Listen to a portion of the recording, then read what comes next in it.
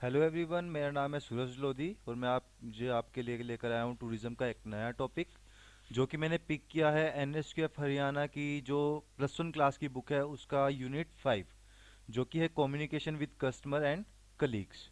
तो इसमें हम कम्युनिकेशन के बारे में पढ़ेंगे और हमें कस्टमर से कैसे बात करनी है और हमारे साथ में जो काम कर रहे हैं हमारे कलीग्स हैं उनसे किस प्रकार से बात करनी है। इस यूनिट में हम इसके बारे में समझेंगे। तो सबसे पहले मैं आपको बताता हूँ कम्युनिकेशन क्या होता है। कम्युनिकेशन का मतलब होता है जब दो या दो से ज़्यादा लोग आपस में बातचीत करते हैं इन नॉर्मल टर्म्स। जब दो या दो से ज़्यादा लोग आपस में एक दूसरे से बात करेंगे, अपने आइडियाज़, फीलिंग्स और विचारों को एक दूसरे के साथ शेयर करेंगे, तो उसे हम कम्युनिकेशन कहते हैं।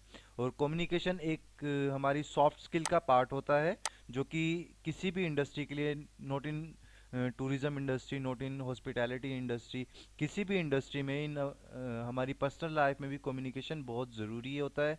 क्योंकि हमें किसी ना किसी से बात करनी होती है डेली लाइफ में, किसी ना किसी के साथ अपने थॉट शेयर करने होते हैं।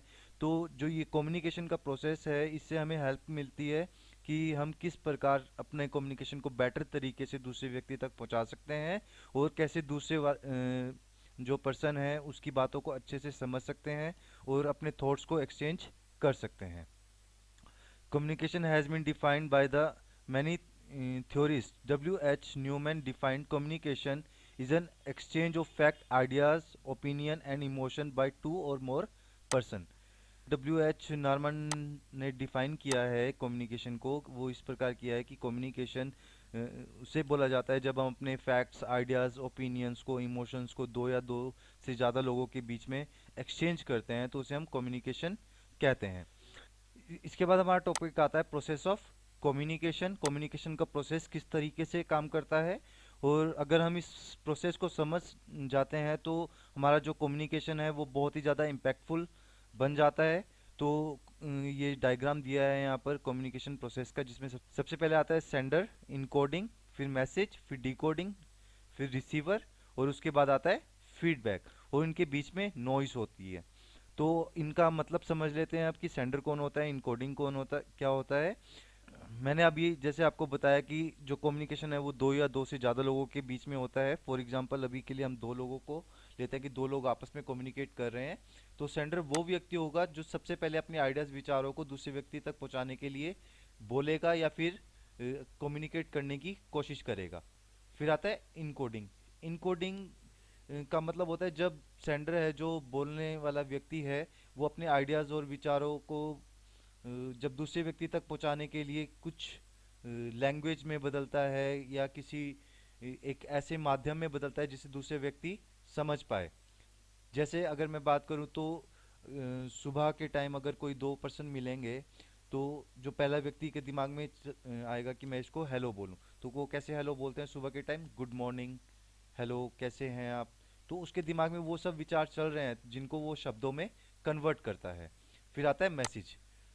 बोलने वाले व्यक्ति जब अपने ए, दिमाग में चल रहे आइडियाज, विचारों को एक लैंग्वेज में बदल देता है तो उसे हम मैसेज कहते हैं। जिस प्रकार हम फोन में मैसेज टाइप करते हैं, हम अपने दिमाग में चल रहे आइडियाज, विचारों को लिखते हैं और वो एक मैसेज बन जाता है, उसी प्रकार जब हम अपने दिमाग में चल रहे आइडियाज, विचारों को एक स्वरूप देते हैं, किसी लैंग्वेज में बदलते हैं, तो उसे हम मैसेज कहते हैं। इसके बाद आता है चैनल। जब हमारा मैसेज बन चुका है तो उस मैसेज को हम सामने वाले व्यक्ति तक किस प्रकार से पहुंचाने वाले हैं, किस प्रकार से हम उसे पहुंचाएंगे। हम वर्बल कम्युनिकेशन का इस्तेमाल करेंगे, हम उसे बोल के पहुंचाएंगे, लिख के पहुंचाएंगे, या उस सामने वाले व्यक्ति को हम लोग इशारों में समझाने की कोशिश करेंगे, तो उसे हम चैनल कहते हैं। जिस जरिया से, जिस तरीके से हम अपने मैसेज को दूसरे व्यक्ति तक पहुंचाते हैं उसे हम चैनल कहते हैं। इसके बाद आता है रिसीवर। जब दो व्यक्ति हैं जिनमें से पहला बोल रहा है और अपने आइडियाज़, विचारों को एक मैसेज में कन्वर्ट कर रहा है, उसको इनकोडिंग कर रहा है, और दूसरा जो सुनने वाले व्यक्ति है उसको सुनता है, तो जैसे ही वो सामने वाले व्यक्ति को सुनता है तो उसे रिसीवर कहते हैं। इसके बाद आता है डिकोडिंग। अब जो व्यक्ति है उसने सामने वाले व्यक्ति को सुन लिया और सुन के उसको समझने का जो प्रोसेस है वो डिकोडिंग कहलाता है। इसके बाद आती है फीडबैक। फीडबैक का मतलब जो दो व्यक्ति हैं, एक पहले जो बोल रहा है दूसरा सुन रहा है। जो सुनने वाला व्यक्ति है वो मैसेज को रिसीव करके उसको समझता है और समझ के उस बोलने वाले व्यक्ति का जवाब देता है, तो उसे हम फीडबैक कहते हैं। तो ये था प्रोसेस ऑफ कम्युनिकेशन।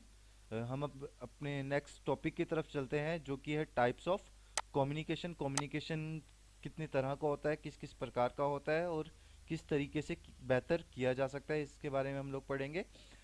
जब मैं बात करता हूँ टाइप्स ऑफ कम्युनिकेशन की, कम्युनिकेशन दो तरह का होता है। एक होता है वर्बल, दूसरा होता है non verbal communication. Verbal communication वो कम्युनिकेशन होता है जब हम किसी लैंग्वेज का इस्तेमाल करके बोलकर या लिख कर दूसरे व्यक्ति के साथ कम्युनिकेट करते हैं, दूसरे व्यक्ति के साथ बातचीत करते हैं, तो उसे हम वर्बल कम्युनिकेशन कहते हैं। एक बार मैं फिर से आपको बता देता हूँ वर्बल कम्युनिकेशन क्या होता है। जब हम किसी भाषा का इस्तेमाल करके बोलकर या लिखकर दूसरे व्यक्ति तक अपने थॉट्स, आइडियाज, विचारों को पहुंचाते हैं, तो उसे हम वर्बल कम्युनिकेशन कहते हैं। वर्बल कम्युनिकेशन दो प्रकार का होता है, एक होता है ओरल कम्युनिकेशन और दूसरा होता है रिटन कम्युनिकेशन। ओरल कम्युनिकेशन जब हम अपने आइडियाज, विचारों को, फीलिंग को दूसरे व्यक्ति तक बोलकर पहुंचाते हैं, तो उसे हम ओरल कम्युनिकेशन कहते हैं। और जब वही कम्युनिकेशन हम लिख के करते हैं, मतलब जो दो व्यक्ति हैं उनमें से एक अपने दिमाग में चल रहे आइडियाज, विचारों को दूसरे व्यक्ति तक लिख कर पहुंचाता है, तो उसे रिटर्न कम्युनिकेशन कहते हैं। ये कम्युनिकेशन हम या तो मैसेज के थ्रू करते हैं, फ़ोन में व्हाट्सएप पे मैसेज के थ्रू या ईमेल के थ्रू करते हैं। तो रिटर्न कम्युनिकेशन टूरिज्म इंडस्ट्री का और सर्विस इंडस्ट्री का बहुत इंपॉर्टेंट पार्ट है, क्योंकि जो भी हम क्लाइंट से या अपने कस्टमर के साथ कम्युनिकेट करते हैं वो मैक्सिमम रिटर्न कम्युनिकेशन करते हैं। इसके बाद आता है elements of verbal communication. Verbal communication का क्या क्या एलिमेंट है जिससे कि हमारा जो वर्बल कम्युनिकेशन है वो और भी ज़्यादा बेहतर हो जाता है। सबसे पहले आता है change the speed of your voice. जब भी हम किसी दूसरे व्यक्ति से बात करते हैं तो हमें ध्यान रखना चाहिए कि हम अपनी स्पीड पे कंट्रोल रख के उससे बात करें। हमारी जो स्पीड है वो अलग अलग हमारी फीलिंग्स को शो करती है। जैसे अगर हम जल्दी जल्दी बोलेंगे तो वो हमारे इंथुजियास्टिक जो हमारी एनर्जी है उसको दर्शाता है। अगर हमें किसी का ध्यान अपनी तरफ आकर्षित करना है और हम चाहते हैं वो हमारी बातों को गौर से सुने, तो हमें उसे थोड़ा धीरे या थोड़ा स्लोली बोलना पड़ेगा, जिससे कि जो सामने वाले व्यक्ति हमारी बातों को की तरफ अट्रैक्ट होगा और हमारी बातों को सुनेगा। Shift the pitch of your voice. The frequency, जिस तरीके से हम लोग बात कर रहे हैं, हम हाई फ्रीक्वेंसी में ऊंचा बोल रहे हैं या हम थोड़ा स्लो बोल रहे हैं, जिस तरीके से हम लोग बात करते हैं ये हमारी कम्युनिकेशन को इम्पैक्टफुल बनाने में बहुत ज़्यादा हेल्प करता है। नेक्स्ट आता है control the volume of our voice. हम जब भी किसी से बात करें तो हमें ध्यान रखना चाहिए कि हम ऑडियंस के अकॉर्डिंगली बात करें, ताकि सभी जो भी हमें सुन रहा है वो अच्छे से सुन सके। उन्हें ऐसा भी नहीं लगना चाहिए कि हम लोग चिल्ला चिल्ला के बात कर रहे हैं, और हमें इतना धीरे भी नहीं बोलना है कि उन्हें हमारी बात समझ में ही ना आए और वो हमारी बात को सुन भी ना पाए। तो हमें जब भी बात करना है हमें अपनी वॉल्यूम का ध्यान रखना है कि हम कितनी वॉल्यूम पे बोलें कि सामने वाला जो पर्सन है वो हमारी बात को समझ सके। नेक्स्ट आता है पंचुएट विथ पाउसेस। पंचुएट विथ पाउसेस, जैसे कि हमने इंग्लिश की क्लास में, छोटी क्लासेस में भी पढ़ा है कि पंचुएशन क्या होती है, पाउसेस कहाँ कहाँ पे हमें लगाना चाहिए, कहाँ पे हमें फुल स्टॉप लगाना चाहिए। तो वो सब चीज़ें हमारी जो कम्युनिकेशन करते हैं हम, ओरल कम्युनिकेशन करते हैं हम, तो वहाँ पे भी ये सब चीज़ें दिखनी चाहिए। ऐसा करने से जो सामने वाला व्यक्ति है हमारी बात करने के तरीके को, हमारे जो मैसेज हम उसको देना चाहते हैं उसको अच्छे से समझ सकता है। ऐसा नहीं होना चाहिए कि हम उसे एक ही लाइन में सब कुछ बता दें और उसको यही ना पता चले कि हम बोलना क्या चाह रहे हैं। नेक्स्ट आता है आर्टिकुलेट क्लियरली। इसका मतलब है कि जो भी वर्ड्स हम बोल रहे हैं, जो भी बात हम कर रहे हैं, हमें बिल्कुल क्लियर बोलना है। और जो भी शब्द हम यूज़ करते हैं वो ऐसे शब्द यूज़ करने हैं जो सामने वाले को समझ में आए और उसको उसका मतलब भी समझ में आए। फिर आता है non verbal communication. Non verbal communication होता है जब हम अपने आइडियाज़, विचारों और फीलिंग को दूसरे व्यक्ति तक इशारों में पहुंचाते हैं या फिर बिना शब्दों के इस्तेमाल करे पहुंचाते हैं, बिना किसी लैंग्वेज का इस्तेमाल करे सामने वाले व्यक्ति तक पहुंचाते हैं, तो उससे नॉन वर्बल कम्युनिकेशन कहते हैं। According to the professor Albert Mehrabian, जो हमारा बॉडी लैंग्वेज होता है वो 50% फर्स्ट इंप्रेशन जमाने में हेल्प करता है। दूसरा जो व्यक्ति है उसके ऊपर हमारा बॉडी लैंग्वेज से 55% इंप्रेशन अच्छा जाता है, और 38% हमारी वॉइस टोन, जिस तरीके से हम बात करते हैं उसका इम्पैक्ट पड़ता है, और 7% come from our actual words, और 7% जो एक्चुअल हम वर्ड्स बोल रहे हैं उनका इम्प्रेशन सामने वाले व्यक्ति तक या सामने वाले व्यक्ति के ऊपर पड़ता है। तो नॉन वर्बल कम्युनिकेशन कम्युनिकेशन का एक बहुत इंपॉर्टेंट पार्ट है, क्योंकि ये हमारी बात को सामने वाले व्यक्ति तक पहुंचाने में बहुत ज़्यादा इम्पैक्टफुल रहता है और बहुत ज़्यादा मदद करता है। Non verbal communication is an act of giving exchanging information without using spoken words. इसका मतलब है कि जो नॉन वर्बल कम्युनिकेशन है इसमें हम अपने आइडियाज़, विचारों, फीलिंग और हमारी जो इन्फॉर्मेशन है दूसरे वाले व्यक्ति तक बिना बोले, बिना शब्दों का इस्तेमाल किए पहुंचाते हैं। ऐसा भी कह सकते हैं कि हम अपने आइडियाज़, विचारों को दूसरे व्यक्ति तक इशारों में पहुंचाते हैं, कुछ ऐसे साइन के थ्रू पहुंचाते हैं जिससे कि हम बिना बोले अपने फीलिंग्स को दूसरे व्यक्ति तक पहुंचा सकें। फिर आता है types of non verbal communication. Non verbal communication के टाइप्स कौन कौन से हैं? सबसे पहले आता है बॉडी लैंग्वेज। बॉडी लैंग्वेज का मतलब होता है जिस तरीके से हमारे हाथ, पैर, मुंह और हमारा पूरा बॉडी मूव करता है, तो उसे हम बॉडी लैंग्वेज कहते हैं।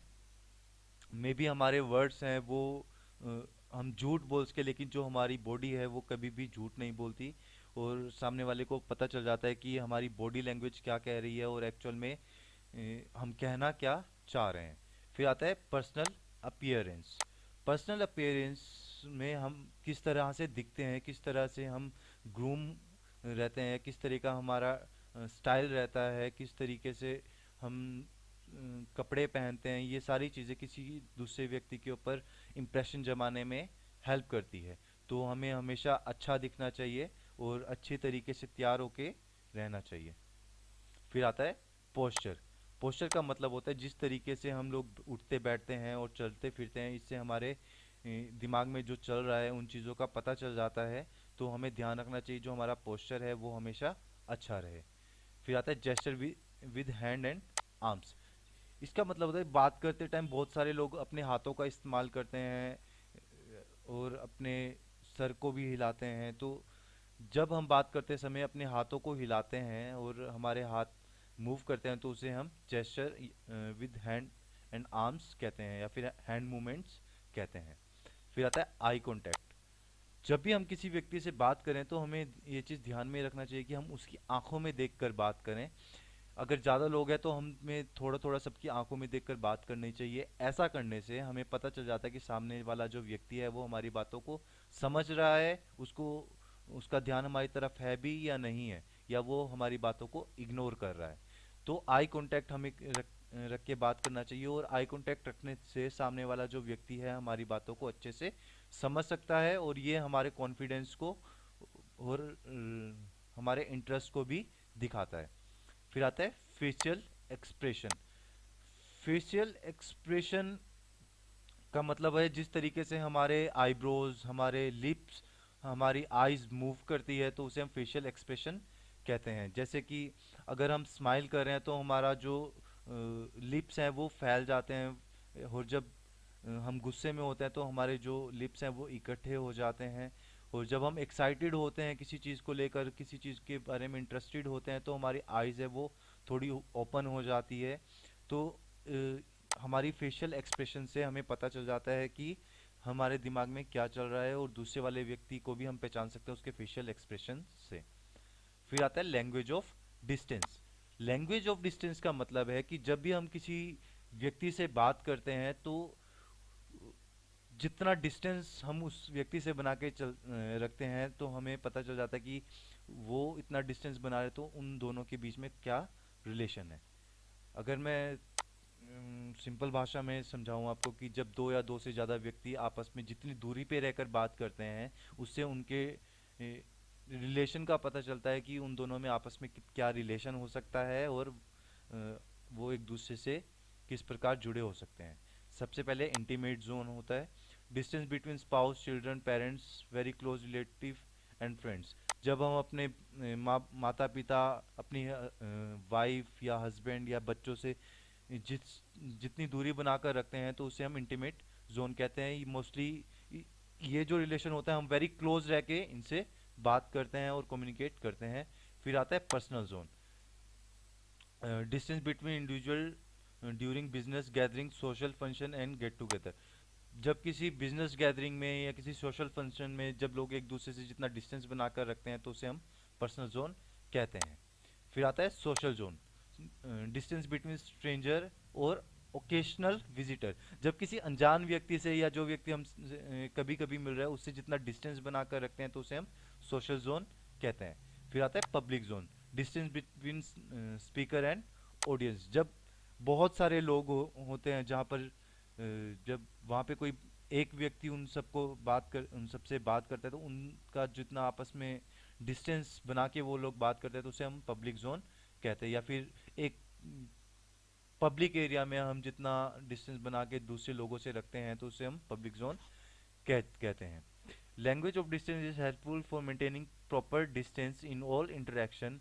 For example while speaking to a customer one should remain only in a personal और social zone. Language of distance से हमें इस बात को समझने में मदद मिलती है कि जब भी हम किसी व्यक्ति से मिल रहे हैं तो हमें उससे कितना डिस्टेंस बनाकर रखना चाहिए। जब हम किसी कस्टमर से मिलते हैं तो हमें ध्यान रखना चाहिए कि हम उसे एक पर्सनल जोन या सोशल डिस्टेंस बनाकर रखें।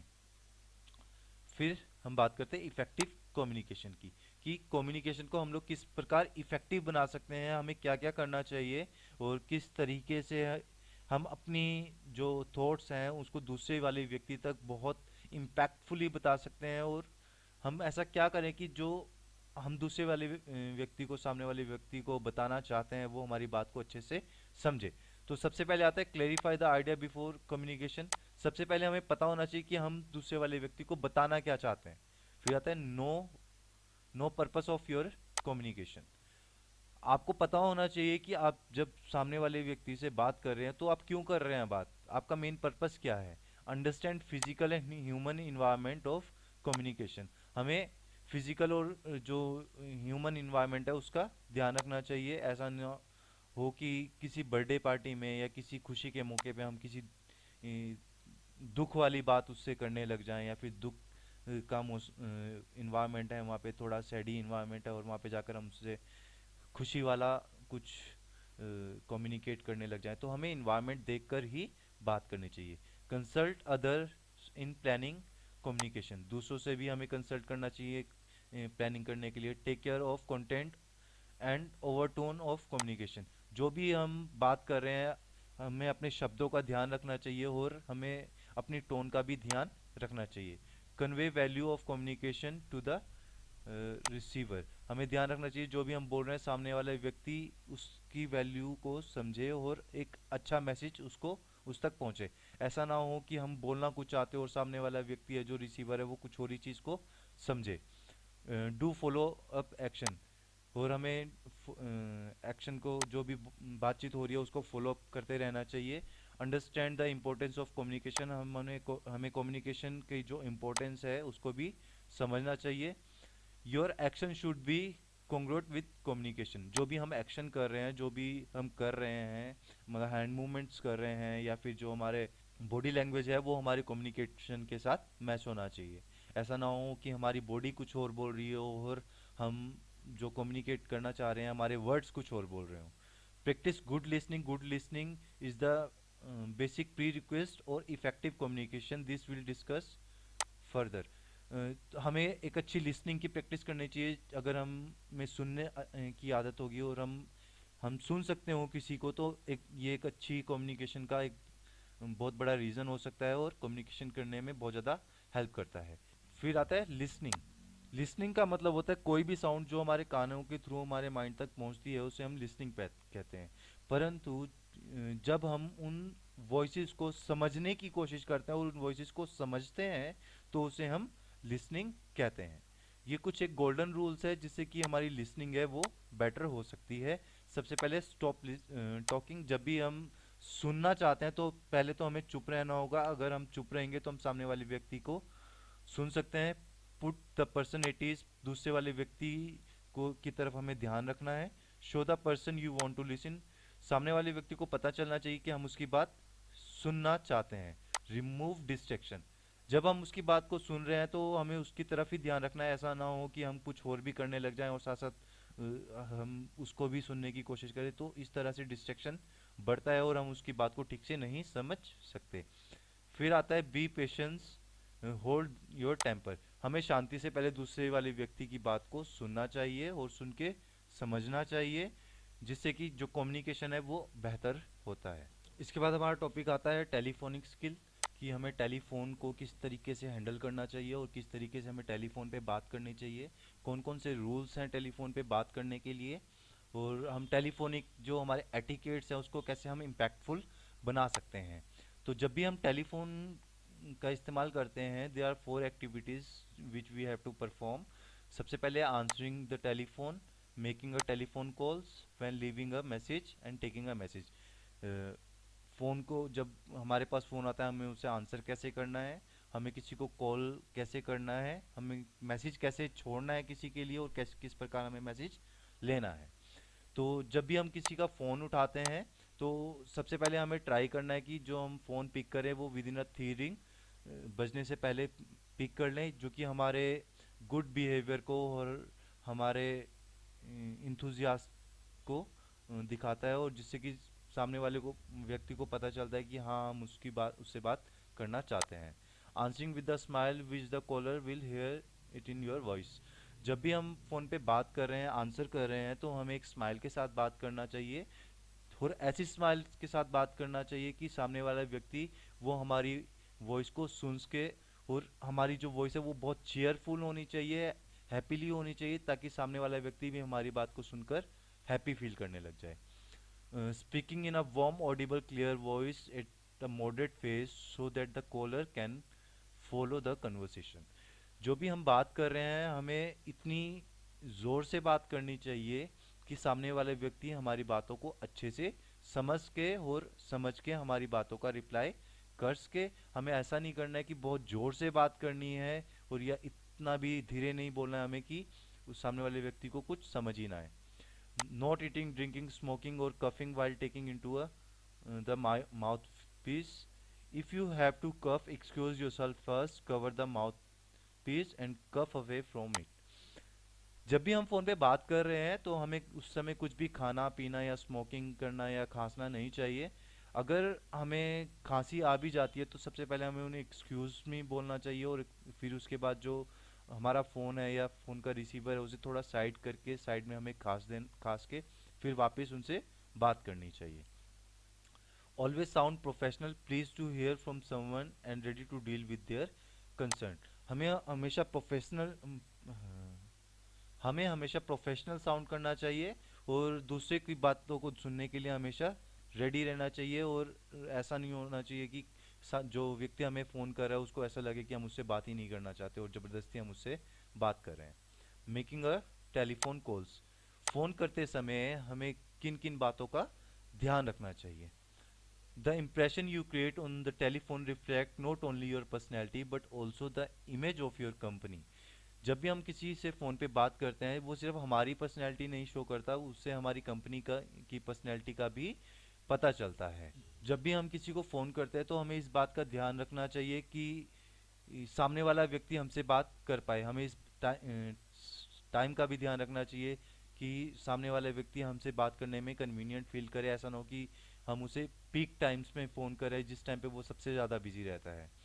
Always identify your self and your company immediately. जब भी हम किसी को फ़ोन करते हैं सबसे पहले हमें अपने आप को इंट्रोड्यूस करना चाहिए, और उसके बाद फिर हमें अपनी कंपनी को इंट्रोड्यूस करना चाहिए। ये जो इन्फॉर्मेशन जब हम सामने वाले व्यक्ति को दिखाते हैं तो ये हमारा कॉन्फिडेंस को और हमारे जो प्रोफेशनलिज्म को शो करता है। If you make a long distance call and the person is not available, you should try again. Do not leave a message that a person should phone you. अगर हम कोई लॉन्ग डिस्टेंस कॉल कर रहे हैं तो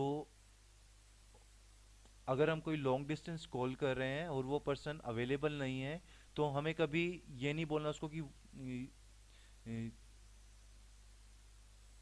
अगर हम कोई लॉन्ग डिस्टेंस कॉल कर रहे हैं तो हमें कभी भी मैसेज नहीं छोड़ना चाहिए उनके लिए कि आप हमें कॉल करो। हमें थोड़ी देर बाद या आप हमें कुछ समय बाद उसे फिर से कॉल कर लेना चाहिए। When leaving a message, message देते समय हमें क्या क्या एक्टिविटीज़ करनी चाहिए, क्या क्या चीज़ें, क्या क्या बातें हमें ध्यान में रखनी चाहिए। Give full details so the person who return your call can get in touch with you. जब भी हम कोई मैसेज ड्रॉप कर रहे हैं तो हमें इस चीज़ का ध्यान रखना है कि हम पूरा का डिटेल्स दें अपने बारे में, ताकि जो पर्सन हमें कॉल करने वाला है, जिस पर्सन के लिए हम लोग मैसेज ड्रॉप कर रहे हैं, वो पहचान सके कि कहाँ से कॉल आया था, किसने कॉल किया था और क्यों कॉल किया था। The first name and surname are important as is the reason for the call. हमें अपना फर्स्ट नेम और सरनेम ज़रूर बताना चाहिए ताकि जो दूसरा व्यक्ति है वो हमें पहचान सके। If you want to offer और sell the person something, do not leave a message. अगर हम कुछ बेचना चाहते हैं, कुछ सेल करना चाहते हैं, तो हमें कभी भी मैसेज ड्रॉप नहीं करना चाहिए। इसकी बजाय हमें बाद में कॉल कर लेना चाहिए, और हमें उनसे टाइम लेके कॉल करना चाहिए कि जब वो व्यक्ति अवेलेबल हो, हम उसी टाइम उस व्यक्ति को कॉल करें। व्हेन टेकिंग अ मैसेज, जब हम मैसेज लेते हैं तो हमें किन किन बातों का ध्यान रखना चाहिए। सबसे पहले तो हमारे पास हमेशा एक पेन, एक मैसेज बुक, कैलेंडर हमारे पास होना चाहिए। अगर हम कोई अपॉइंटमेंट ले रहे हैं तो हमें वो सब चीज़ें नोट कर सकें। Take message carefully and write down all the details in your message book for the possible future reference. जो भी हम मैसेज ले रहे हैं हमें उसकी सभी डिटेल्स को नोट कर लेना चाहिए, ताकि इन फ्यूचर में हम बता सकें कि क्या मैसेज था। ऐसा ना हो कि थोड़े टाइम बाद हम उस मैसेज को ही भूल जाएं। Note note for whom the message is intended pulls the full name and title of the person who called. हमें जो भी मैसेज मिल रहा है, जिस हम जो भी मैसेज ले रहे हैं, हमें उसमें सब कुछ मेंशन करना चाहिए कि किसके लिए कॉल आया था और किसने कॉल किया था, क्यों कॉल किया था, ताकि हम मैसेज को अच्छे से पास ऑन कर सकें और अपने पास रिकॉर्ड भी मेंटेन कर सकें। Obtain their telephone number and code as well as extension and ask until what time their call can be written। जो भी हमें कॉल कर रहा है तो हमें उसका टेलीफोन नंबर और कोड नंबर जो भी उसका, या एक्सटेंशन नंबर जो भी है, वो अपने पास नोट कर लेना चाहिए। और ये भी अपने पास नोट कर लेना चाहिए कि नेक्स्ट टाइम वो कब कॉल करेंगे। Note the organisation of note the name of the organisation और business they represent as well as the purpose of the call. हमें ये भी नोट करके रखना चाहिए कि किस व्यक्ति ने किस कंपनी से कॉल किया था, उनका क्या काम है और उन्होंने क्यों कॉल किया था। In case of an urgent message take the caller's home और सेल फोन नंबर। जब हम कोई अर्जेंट मैसेज किसी से ले रहे हैं तो उसका हमें पर्सनल सेल फोन नंबर या घर का नंबर ले लेना चाहिए। For safety sake leave the hand written message on the person desk. और जब मैसेज लेके हम जिसके लिए मैसेज ले रहे हैं, अगर वो इम्पोर्टेंट मैसेज है तो उस व्यक्ति के डेस्क पे हमें वो मैसेज रख देना चाहिए। तो ये था टेलीफोन एटिकेट्स या टेलीफोनिक स्किल। हमें टेलीफोन पे बात करते समय किन किन बातों का ध्यान रखना है, किस किस तरह से हमें इन एक्टिविटीज़ को परफॉर्म करना है। थैंक यू, आज के लिए सिर्फ इतना ही। आई होप आपको ये टॉपिक समझ आया होगा। अगर आपका कोई डाउट हो तो आप प्लीज़ मुझे कमेंट करके बताइएगा।